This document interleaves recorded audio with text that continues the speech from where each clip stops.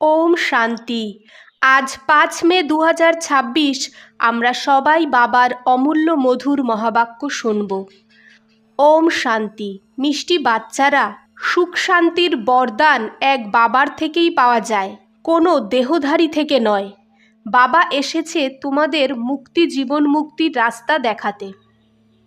আজকের প্রশ্ন, বাবার সাথে যাওয়ার আর সত্যযুগে আসার পুরুষার্থ কী?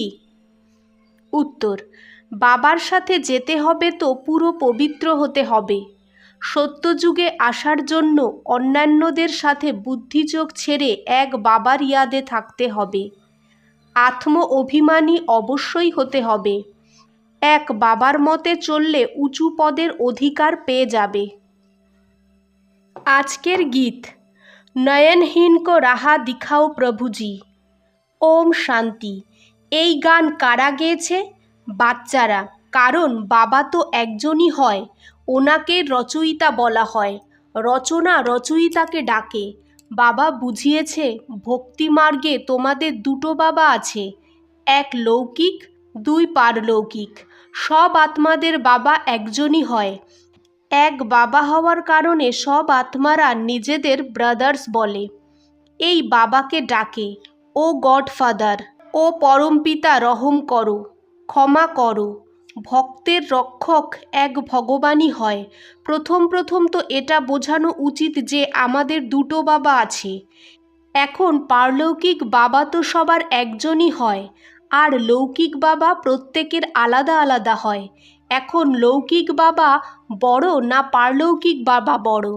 লৌকিক বাবাকে তো কখনো ভগবান বা পরমপিতা বলা যায় না। আত্মাদের বাবা একজনই পরমপিতা পরমাত্মা হয়। আত্মার নাম কখনো বদলায় না, শরীরের নাম বদলায়। আত্মা ভিন্ন ভিন্ন শরীর নিয়ে পাট বাজায়, অর্থাৎ পুনর্জন্ম নেয়। শেষ পর্যন্ত কটা জন্ম পায় তো বাবাই এসে বোঝায়। বাচ্চারা, তোমরা নিজের জন্মকে জানো না। বাবা আসেই ভারতে, ওনার নাম শিব হয়। বোঝেও যে শিব পরমাত্মা হয়। শিব জয়ন্তী বা শিবরাত্রি পালন করে।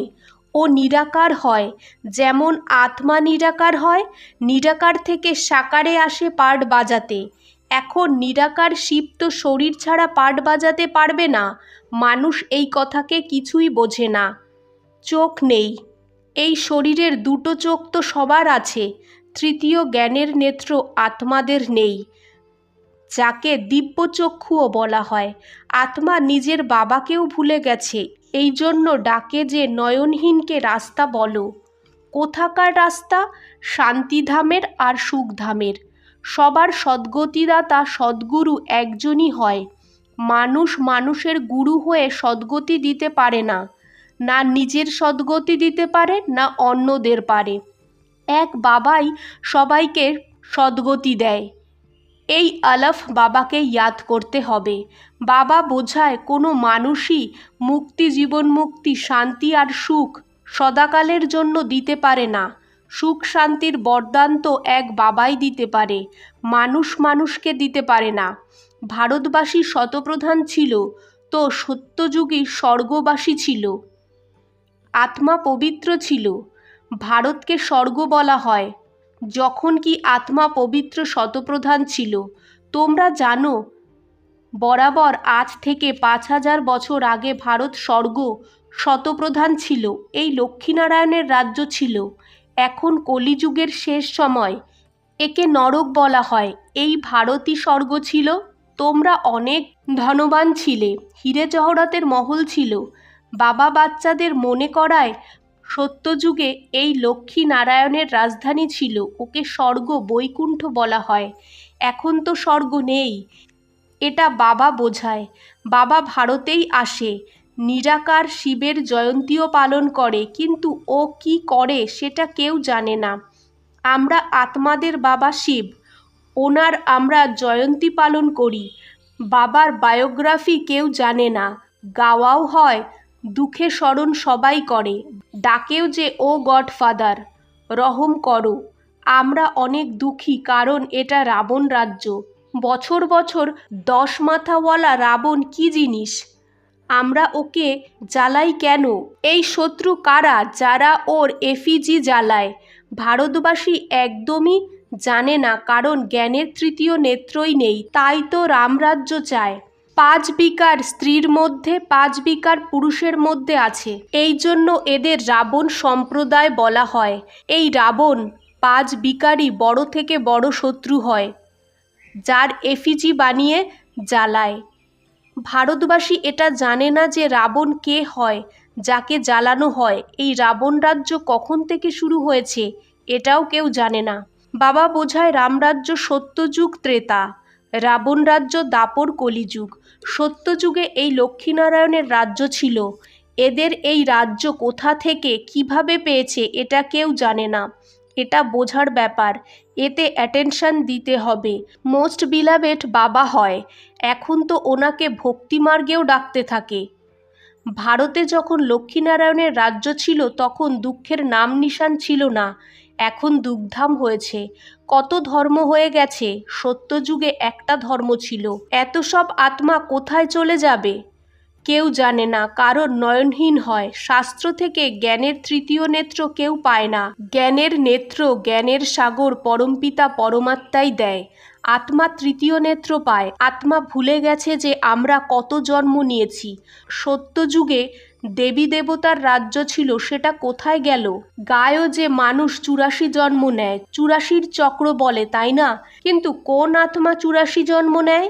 যে প্রথমে ভারতে আসে, ওরা ছিল দেবী দেবতা, তারপর 84 জন্ম ভুগে শেষে পতিত হয়ে গেছে। গায়ও যে হে পতিত পাবন, তো সিদ্ধ করে যে আমরা পতিত হই, এই জন্য ডাকি। হে পতিত পাবন, আমাদের পাবন বানাতে এসো। যে নিজেই পতিত হয় সে অন্যদের পাবন কিভাবে বানাবে?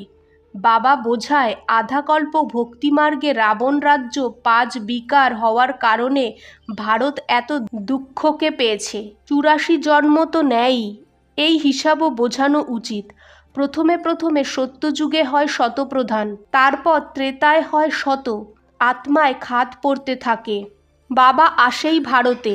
অন্যান্য আত্মারা তো গর্ভ থেকে জন্মায়। বাবা বলে আমি সাধারণ বুড়ো শরীরে প্রবেশ করি, যার এটা অনেক জন্মের শেষ জন্ম হয়। এটা একজনকে বোঝানো হয় না, এটা হলো গীতা পাঠশালা। মানুষকে দেবতা বানানোর জন্য রাজযোগ শেখানো হয়। তোমরা এখানে এসেছো স্বর্গের বাদশাহী পাওয়ার জন্য, যেটা বাবাই দিতে পারে। বাবা গীতার জ্ঞান শুনিয়ে রাজা বানায়। ভারতে যখন লক্ষ্মীনারায়ণের রাজ্য ছিল তখন পিউরিটি, পিস, প্রসপ্যারিটি ছিল। পবিত্র গৃহস্থ আশ্রম ছিল, ওখানে হিংসার নাম ছিল না। তারপর দাপর থেকে হিংসা শুরু হয়েছে। কামকাটারি চালাতে চালাতে তোমাদের এমন হাল হয়েছে। সত্যযুগে 100% শতপ্রধান ছিল। এই রহস্য কোনো সাধুসন্ত জানে না। বাবা যে জ্ঞানসাগর পতিত পাবন হয়, ওই এসে শতপ্রধান হওয়ার যুক্তি বলে। রাবণের মতে মানুষের দেখো কি হাল হয়ে গেছে। এখন বাবা বলে হে আত্মারা, আমাকে ইয়াদ করো, আত্ম অভিমানী হও। যদি স্বর্গবাসী হতে চাও তো আত্ম অভিমানী হতেই হবে। আত্মাই এক শরীর ছেড়ে অন্যটা নেয়। এখন সত্যযুগে যেতে হবে। অন্য সব বুদ্ধিযোগ ছেড়ে আমাকে ইয়াদ করো।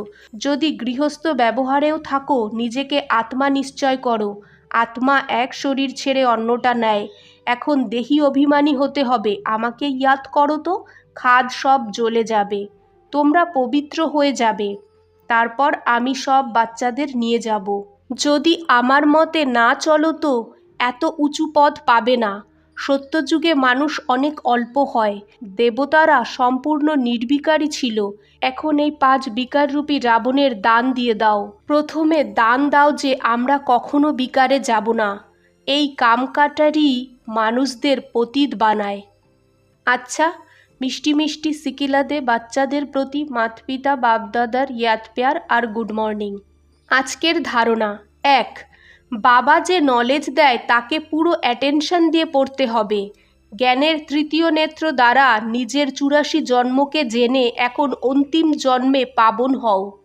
2, রাবণের শ্রাপ থেকে বাঁচার জন্য এক বাবার ইয়াদে থাকতে হবে। 5 বিকারের দান দিতে হবে। এক বাবার মতে চলতে হবে। আজকের বাপদাদার মধুর বরদান। তাজ আর তিলককে ধারণ করে বাপদাদাকে সাহায্য করা বাচ্চারা দিল তখ্ত নসীন ভব। বিস্তার। যখন কেউ পদে বসে তো তিলক আর তাজ তার চিহ্ন হয়। এখন যে দিল তখ্ত নসীন হয় তার মাথা থেকে সদা অবিনাশী আত্মার স্থিতির তিলক দূর থেকেই চমকাতে দেখা যায়। সব আত্মাদের কল্যাণ শুভ ভাবনা ওনার চোখ থেকে বা মুখ থেকে দেখা যায়। ওনার সব সংকল্প বচন কর্ম বাবার সমান হয়।